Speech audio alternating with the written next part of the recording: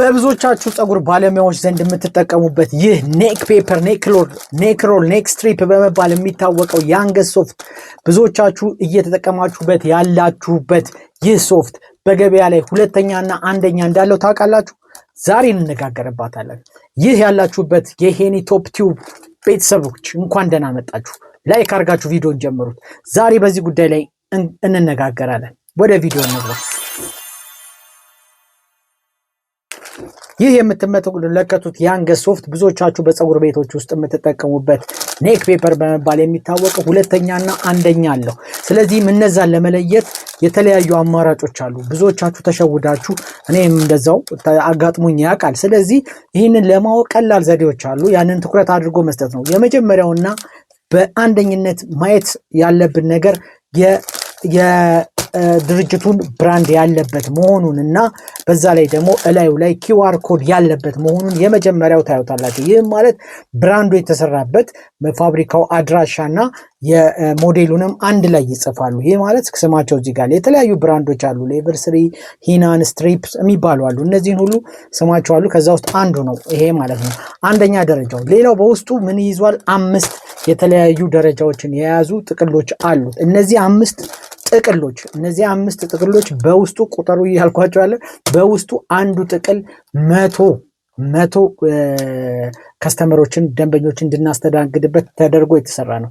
እያንዳንዱ አንዱ ጥቅል ማለት ነው። ስለዚህ 5 ይይዛል። 500 ደንበኞችን በአጠቃላይ የምንጠቀምበት ይህ ኔክ ፔፐር ወይም ደግሞ የአንገት ስትሪፕ የአንገት ሶፍት ብለን የምንጠራው ዋናነት 3 ነገሮችን በማወቅ በቀላሉ ልንረዳቸው እንችላለን። አንደኛ የማጣበቂያው ሁኔታ።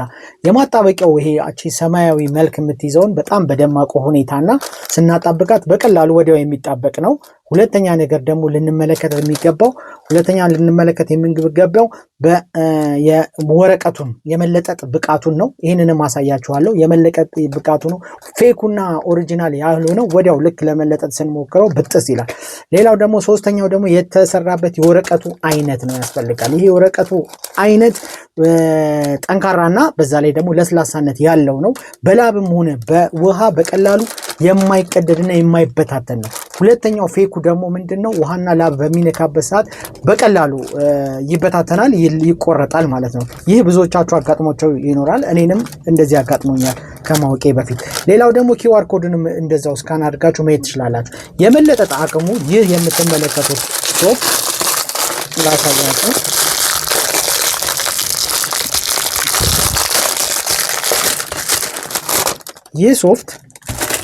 ይህ የአንገት ሶፍት በቀላሉ እንዲህ ለመያዝ የተሰራበት ፔፐር በቀላሉ ሶፍት ነው። በቀላሉ አይቆረጥም። ሁለተኛ ደግሞ ሲለጠጥም እንደዛው ነው።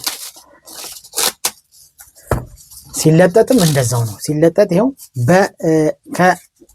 ይሄው በደንብ እንደምታዩት በደንብ ለጥጫዋለሁ።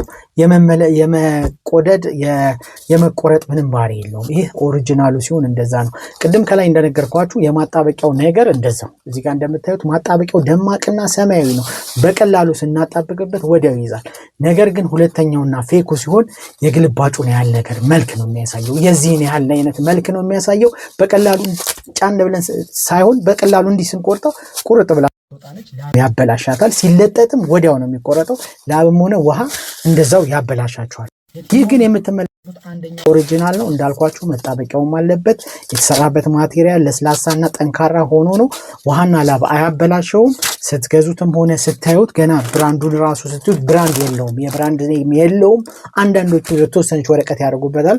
ኪውአር ኮድ አያስቀምጡም። ኪውአር ኮድ በላቱ ላይ ስካን አድርገን የምናይበት የለም። አድራሻም የላቸውም። ነገር ግን የኦሪጂናሉ ይሄንን ያደርጋል። ጥቅሎቹም በራሱ ብትገቡ በውስጡ ላይ ብታዩበት ጥቅሎቹ 70 እስከ 80 ሰው እንድናስተናግድ አድርገው ነው የሚሰራው ፌኩ ማለት ነው። ኦሪጂናሉ ሲሆን ግን ኦሪጂናሉ በሚሆንበት ሰዓት አንዱ ጥቅል 100 ሰው ያስተናግዳል አንዱ ጥቅል። ያ ደግሞ ማለት 5ቱ ጥቅል 500 ሰዎችን እንድናገለግልበት ተደርጎ የተሰራ ማቴሪያል ነው።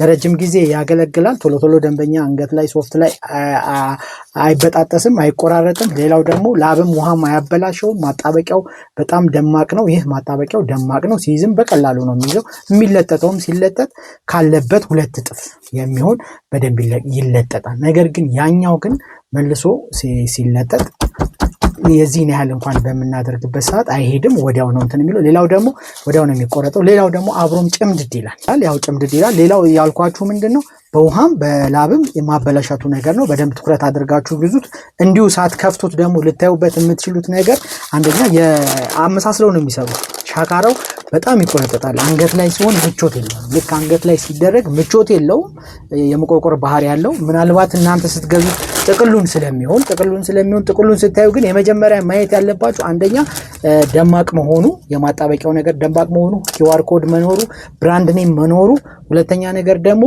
የጥቅሎቹን ወፍረትና እንዳልኳችሁ እነዛ ኦሪጂናል ያልሆነው ከ70 እስከ 80 ሰው አድርገው ነው ቲክነሱ በጣም እንትን ያለ ነው ከከፈታችሁትም በኋላ ቼክ ማድረግ ይኖርባችኋል ቼክ ካደረጋችሁም በኋላ እነዚህ ነገሮች ካደረጋችሁ ልታቆት ትችላላችሁ አብዛኛው ብዙ ነገሮች ተመሳሳይ አድርገው ነው የሚሰሩት ኦሪጂናሉን ከፌኩ ለመለየት አስቸጋሪ ቢሆንም እነዚህ ነገሮች ቼክ ማድረግ አለባችሁ ይህ ቀለሙ የምታዩት የማጣበቂያው ቀለም በጣም ደማቅ ነው ያኛው ግን ልክ በዚህ አይነት ልክ ነው የውስጠኛው ልክ በዚህ አይነት ልክ ተደርጎ ነው የሚሰራው ያም ደግሞ ቶሎ ያጣብቅም ብናስይዘውም በቀላሉ ይለቃል ሁለተኛ ነገር ደግሞ ውሃም ስንጠቀም በመንሰራበት ሰዓት ውሃም ሲነካው ላብም ሲኖረው የመፈርፈርና የመቀደድ ነገር ይኖረዋል ይሄኛው ግን ኦሪጂናሉ ሲሆን ግን ቶሎ አይቀደድም አንገት ላይ ለስላሳ ነው ብዙ የመሻከር ነገር የለውም መለጠጥም ያን ያህል